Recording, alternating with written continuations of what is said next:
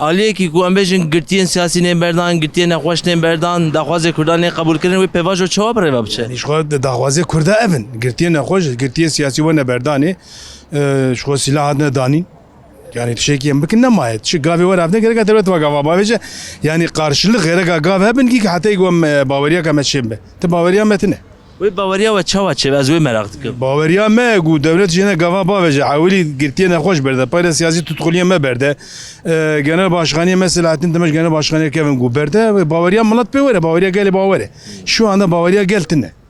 Ez karim van bêjim. Peki di Newrozê de bi milyonan kes daket kolanan, daket meydanan Newrozê pîroz kir bi slogana azadî û yekîtiyê. Erdoğan ji rabû hinekî tehdît kir. Ev çawa ev gev tehdît çawa hûn dinexin? Rast gelek hevalê me hatine bin çavkirin. Ev gal Batmanê çar hevalê hatine bin çavkirin îşev. Türkiye genelî hevalê hatine bin çavkirin. Tevî jî di aramaya de darasyona keten nava Newrozê. Peyre ve gazî wakine birine ifade.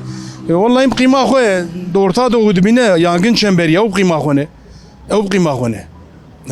Dibîne dewlet jî dibîne û em jî dibînin û ca em gavê baş dixwazin bavêj.